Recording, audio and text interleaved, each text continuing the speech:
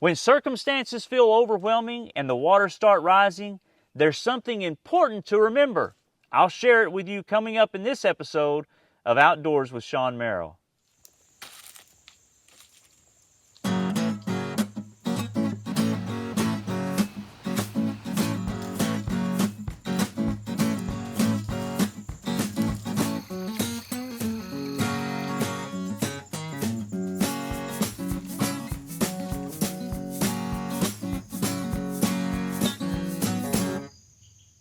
The annual catfishing trip. You know, we look forward to it every year. My son and friend Shannon and I load up the boat with all of our gear and we take off to Table Rock Lake, which is just right outside of Branson, Missouri.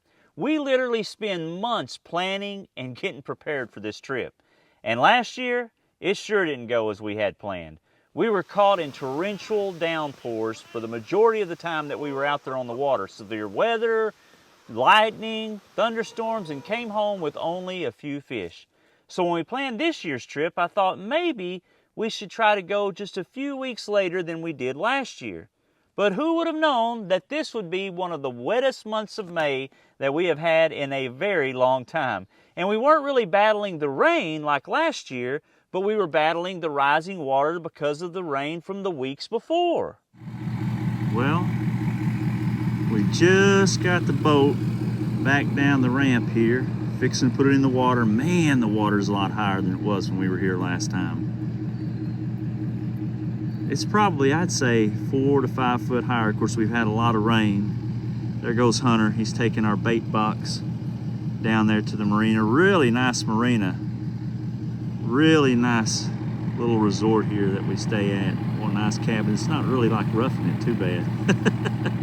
But one nice thing is the water is really calm, so there's not a lot of wind. Slight chance of rain, but not too bad. So man, I can't wait to get out there and start setting out lines.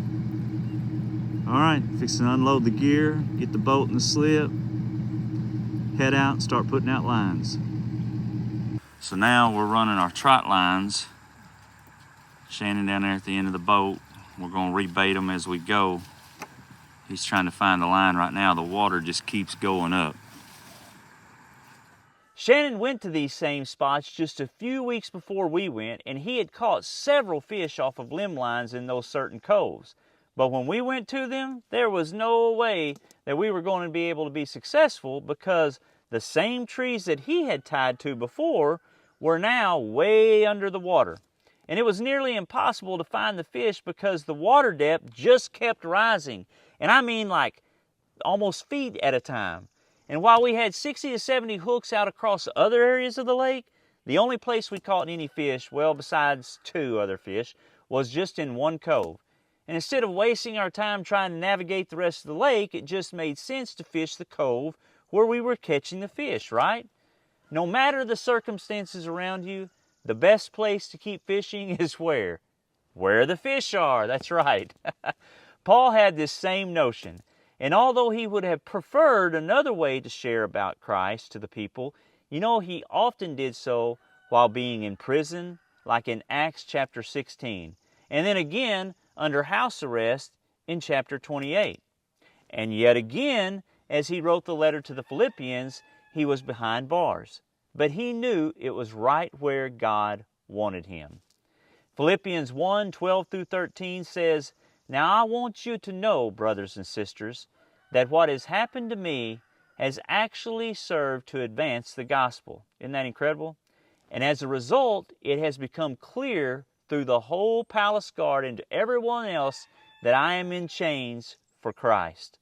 Not only were his words a testimony of Christ, but you know what? His attitude in the midst of the trials and persecution strengthened the hearts of other brothers and sisters in Christ. The entire palace guard may have not known about Jesus beforehand, but you know what? They sure did now.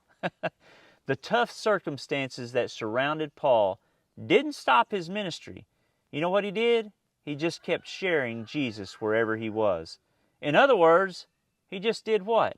He just kept fishing where the fish were. You know, we kept fishing that cove and we ended up pulling 20 of the 22 fish that we brought home that we caught out of that one spot. Oh, that is a good one right there. That's a good one. That's a blue. That is a blue. Sure is. Yep. That's what a blue looks like right there. That's blue. You mean blue. Oh, that's a good one. Ooh, look at that dude. Put your legs in real quick, sorry. Drop him right there, son. Oh, man. Chop that hook in the net. Yes. We gotta get that Okay. hook out. Boy, that is a good fish right there. Good. You know, have you found yourself in unusual, difficult, or challenging circumstances? Could God have you there for a reason? Absolutely. But don't get focused on the outside circumstances like that rising water we had to deal with. Stay focused on what Christ called you to do. If you want to learn more about following Jesus, go to follow.lifeword.org, and it's LifeWord's discipleship resource that they are offering to you at no cost.